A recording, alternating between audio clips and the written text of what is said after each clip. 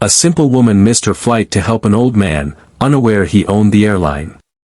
The airport was chaos, loudspeaker announcements echoing off the walls, suitcases clattering, travelers rushing like it was the end of the world. But among the bustle, Emily Carter stood still, biting her lip as she glanced between her boarding gate and the frail old man who'd just dropped his cane near the terminal bench. She had 10 minutes until boarding. Her dream job interview was across the country in Seattle, a chance to finally turn her life around after 2 years of struggle.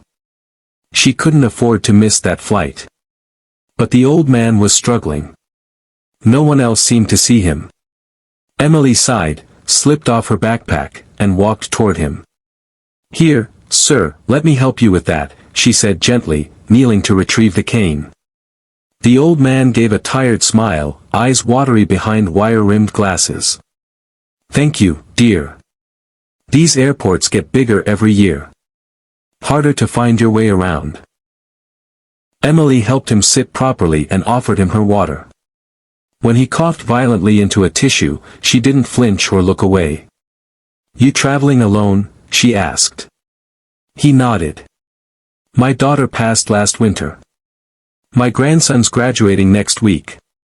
I promised I'd be there." Her heart pinched.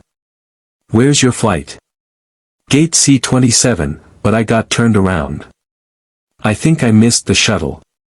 Emily glanced at her phone. Her gate was in the opposite direction. Time ticking. A decision pressed down on her chest like weight.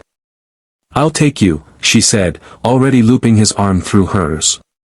"Dear, won't you miss?" "It's okay." They moved slowly, step by step. As they reached his gate, the final boarding call for her own flight rang out.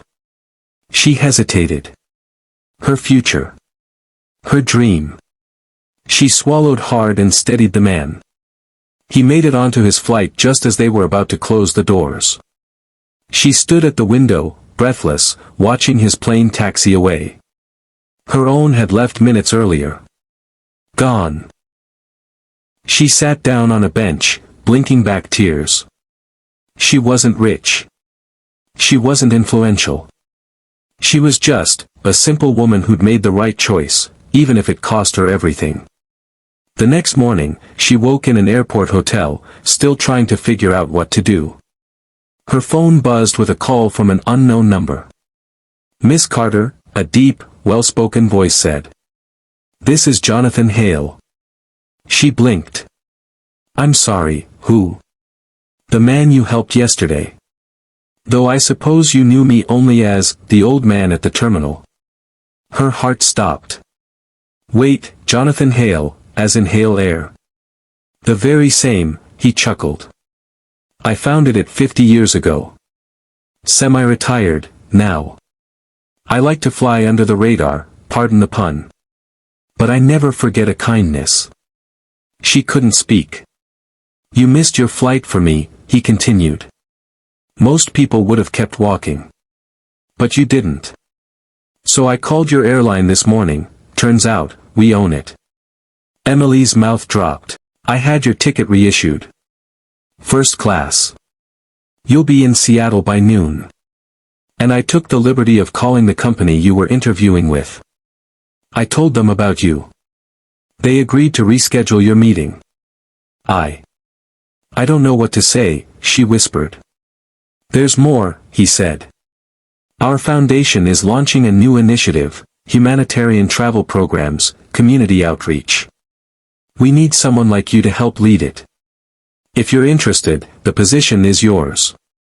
Tears streamed down Emily's cheeks. "Mr. Hale. I was just doing what anyone should. That's exactly why we need you." As Emily boarded her new flight, she looked out at the tarmac with a heart fuller than ever. She hadn't known who he was. She hadn't expected anything in return. But her small act of kindness had changed the course of her life.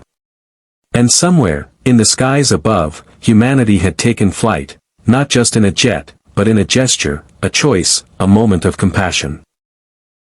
Because sometimes, the most extraordinary journeys begin when you take a small detour, to do the right thing.